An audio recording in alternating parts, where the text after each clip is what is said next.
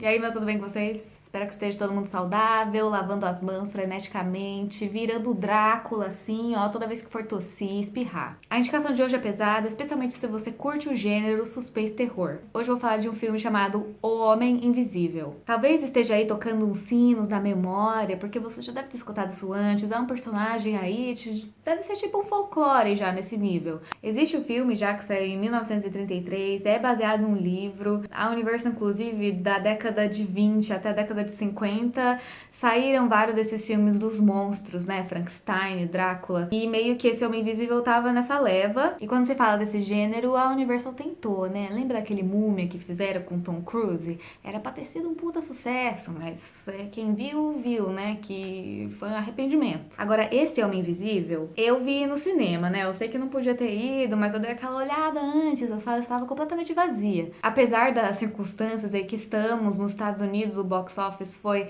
muito maravilhoso, vários doll. Então eu tô super feliz, né? O filme foi bem, só que as coisas estão ficando muito sérias e a Universal decidiu pôr o filme online pra, tipo, alugar, é video on demand. Então você vai ter a oportunidade de alugar, o que é bacana, né? Porque dá pra você apreciar aí e dar dinheiro pra essas produções da hora e se proteger. Mas o que eu queria falar é que o diretor dessa versão de 2020, o cara se chama Lee Whannell. Ele escreveu e dirigiu essa adaptação aí mais moderna. E o cara é australiano, eu atualmente moro na cidade que ele nasceu. E se você dá uma idinha lá no IMDb dele, você vai ver que o cara está sempre metido numa cabreiragem, como diz aí meu amigo Bossa. Ele apenas é o co-criador da saga dos Jogos Mortais e ele também escreveu toda aquela série lá daqueles filmes de terror Insidious. Digamos que ele tem propriedade aí pra falar desse tipo de narrativa. Então o desafio dele com esse remake não é um remake, né? A história é completamente diferente. É só o mesmo personagem. Ele quis deixar menos alegórico, porque o de 33 tem aí umas certas muletas, era outro mundo, outra audiência. Agora é um pouco mais sofisticado, sabe? Então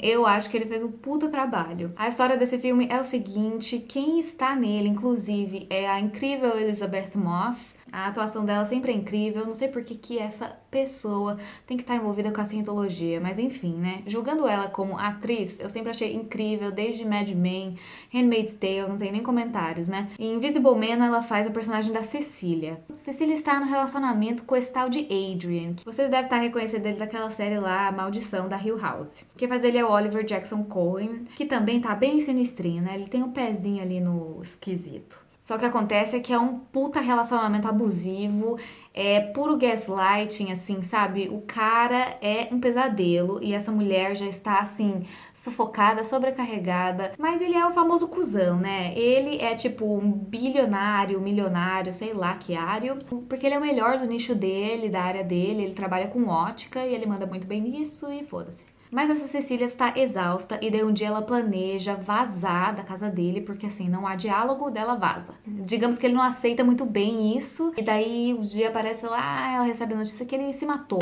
E daí ela fica tipo, tá. E daí ele deixou uma puta grana pra ela, daí ela fica mais suspeita ainda. Então desde essa morte, a Cecília já tem que lidar com esse trauma gradual e natural que é você vir de uma relação tão tóxica e abusiva que ela tinha. E ela já tá meio paranoica, e ainda em cima disso, coisas muito estranhas começam a acontecer ao redor dela. Sem explicação nenhuma, sem pé nem cabeça, ela começa a achar que tá ficando louca, assim como ele fazia com ela quando eles estavam juntos. Então essa personagem aí da Elizabeth Moss sagazmente começa a somar um mais um e começa a suspeitar que essa morte aí talvez tenha sido falcatrua. É bem sinistro essa suspense, assim, porque a gente, como telespectador, fica acompanhando essa mulher perder a própria sanidade e é uma coisa muito dolorosa ficar assim, sabe? Tipo, deve ser cansativo você não saber mais o que é realidade ou não, sabe? Você tem as pessoas te julgando, você não sabe se confia em si mesma. E a gente acaba vendo essa Cecília tendo que combater isso praticamente sozinha. Sinceramente, não tem nada de negativo pra falar sobre esse filme. A história realmente ficou moderna, atual, relevante, dado o nosso contexto, a evolução da tecnologia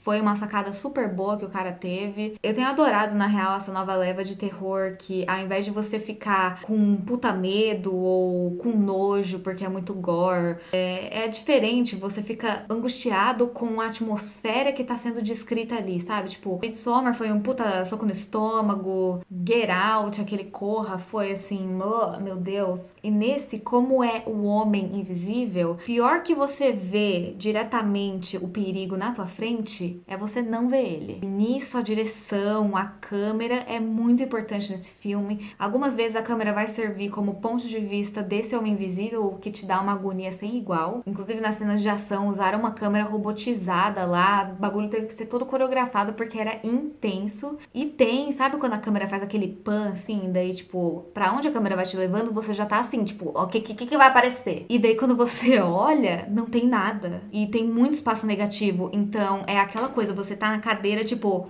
é muito louco, sério. Eu dei aquele grito lá no cinema. Sabe o que é isso? Ele te faz pensar que você tá toda hora olhando pro perigo iminente. Ele tá na sua frente e você não sabe. Isso me corrói, me deu uma ansiedade sem igual.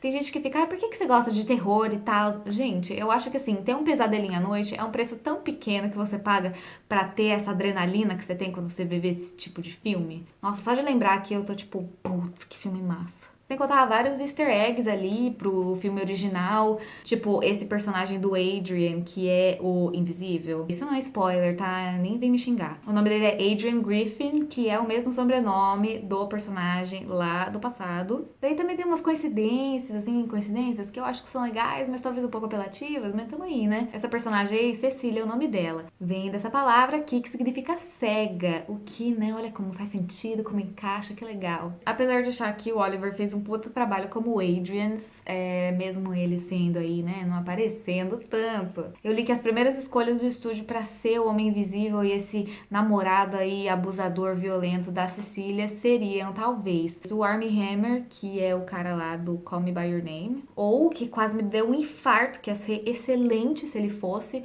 que é o Alexander Skarsgård, que fez Big Little Lies. Bom, era essa a recomendação que eu tinha pra vocês hoje. Eu espero que vocês consigam assistir o filme. Se você já viu O Homem Invisível, comenta aqui embaixo o que você achou, que eu sempre adoro ler a opinião de vocês. Se não for inscrito no canal ainda, faça isso, que é a maneira mais fácil e linda de me ajudar. Lave as mãos, beijo e tchau!